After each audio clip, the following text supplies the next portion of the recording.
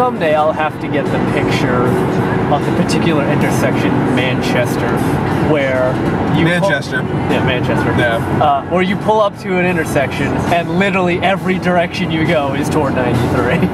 and it is listed as, 93 this way, 93 that, 93 that way. That's pretty awesome. I'm sure if you turned around, you would probably somehow end up on 93 as well. Well, it's like how 293, if you're getting off 93 to get on 293, it claims it's this way to 93. Yeah. Like you're just getting off the friggin' route. Well, maybe you were indecisive. You're like, I can't, alright, maybe I didn't want to get off 93. It's like the Starbucks across the street from the other Starbucks.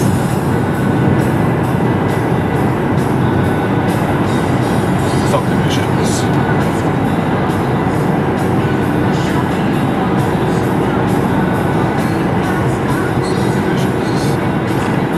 Like I-95 crossing under I-95. Yep. That's always amused me.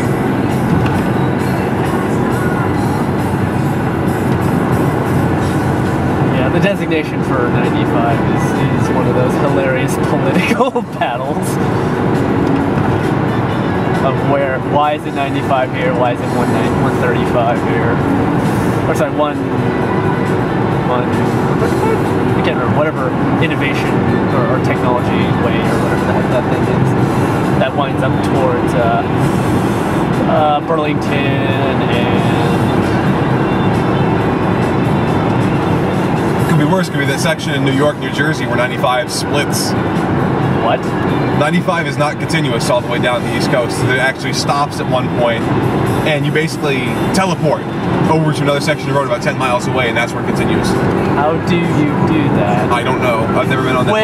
Wait. Is that the one where you have to basically drive through a section of New York City? I'm not sure.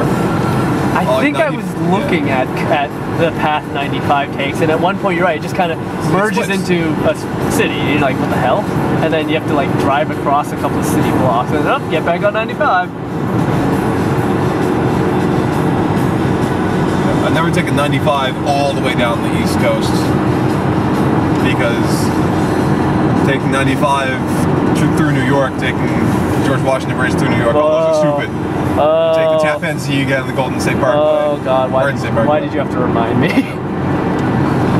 Well, it's not something you did. It's you had to. You were subjected to it. It's not your fault. It wasn't any better because I was sitting in the passenger seat. Oh God, that was You said you were coming back from IKEA, you had a wall between him and you. Except then I would have been driving. Regardless, no matter who's driving and no matter what time of day, I would never advise going over the George Washington Bridge. Maybe at 4 in the morning it's okay or bearable. I don't know, I get the feeling it's still probably pretty heavily trafficked.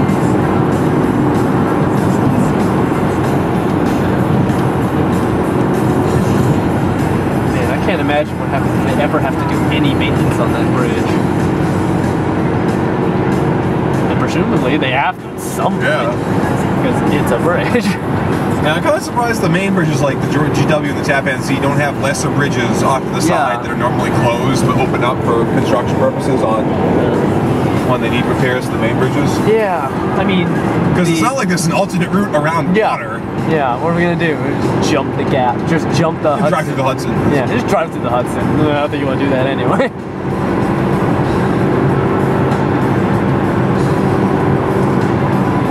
Westwood, you were a good studio, and then EA completely fucked you up. And then EA, lol. Oh, EA. The only way you look good is because of Activision. Who are even worse than you. Yup. The only reason Activision looks good is because of Blizzard. Well, they're not the same people. Well, they used to be different. Then Activision bought Blizzard. Activision bought Blizz Activision.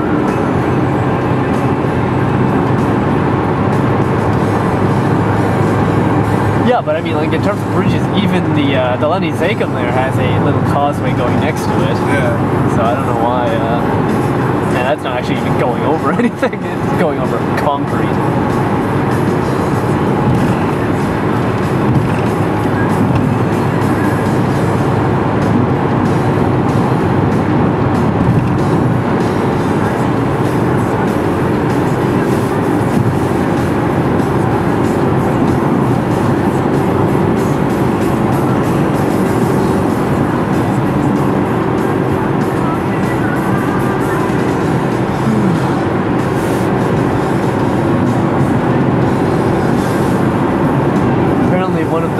amusing factoids about the Big Dig is that mile per mile, apparently the Lenny Zakin was basically a steal in comparison to the rest of the construction.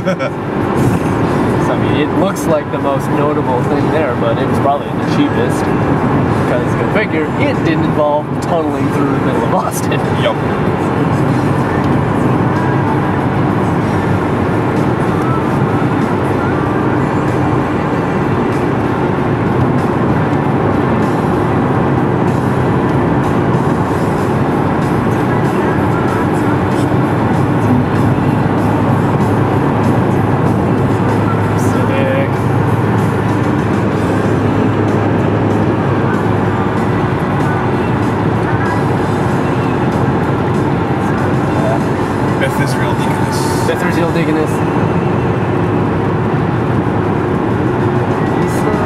If you can't Toyota. beat 'em, join 'em.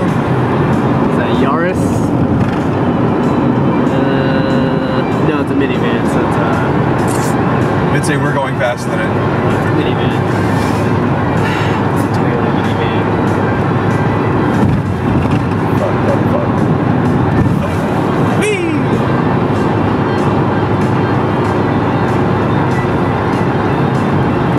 Where the old Tacomas before they got huge.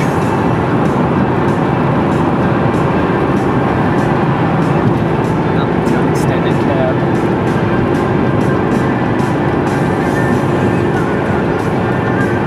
It's a shame they didn't shrink horizontally, because then you could say the Tacoma narrows. Oh, yeah.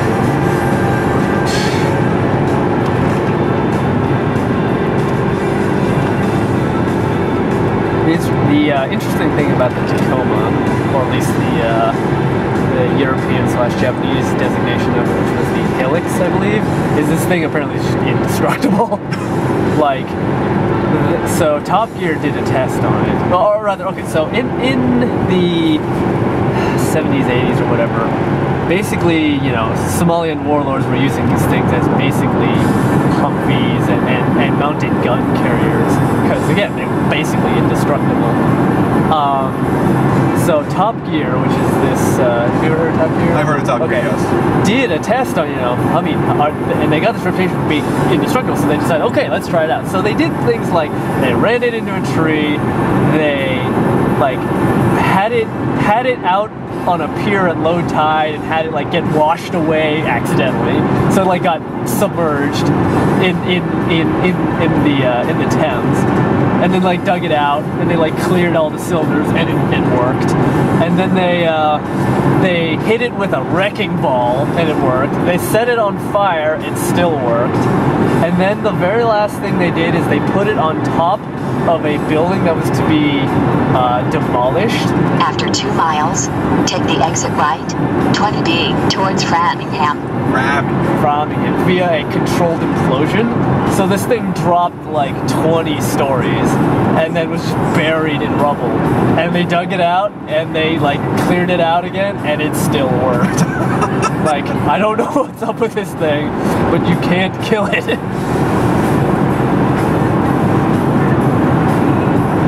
It got to the point where Toyota was actually using their footage of them dropping the thing, or you know, dropping it with this imploding building as part of their advertising. Wow.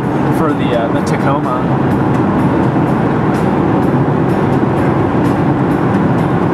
Channel 5. Channel 5. Somewhere over there. There we are. With half the 5 kind of just. WCB. Local Oh, TV. Don Gillis, how I miss you.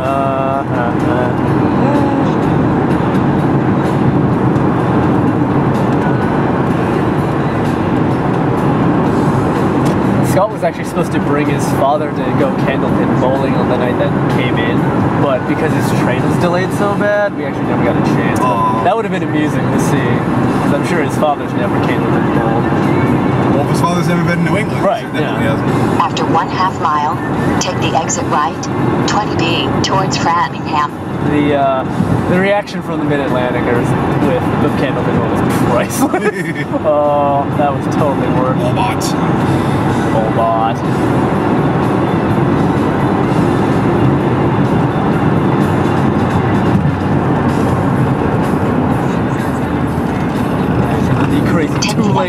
two-lane shift within, you know, an eighth of a mile. Hell yeah. Hey, I drive in Massachusetts, man. Yeah, I know. Did I tell you about the time I was down in Texas and I bore witness to the exact opposite of this? Would someone take like a mile to change one lane? Basically, I was on one of those infamous, you know, 6-lane superhighways each way, and there, you know, I was on it, I was driving, and the sign pops up, you know, blah, blah, blah, exit, you know, this lane. I'm like, crap! So, like, maneuvered from, of course, I was in the leftmost lane, because I'm me, and I had to maneuver across 5 lanes of traffic to get into the right-hand lane, and then I drove along for 3 miles, because they had given me, you know, way more distance to make that turn than I expected, which, now that I think about it, makes sense, because it was a 6-lane highway, but it was just something I was not, you know, expecting. Because here, they give you the sign and the exit's behind you, basically, at that point. Mm-hmm. Or there's, you know, the 93-95 interchange up north of Boston where, Right. yes, 2 major highways, 3 inches of, you know, of on-ramp. Have fun. Hope you can accelerate.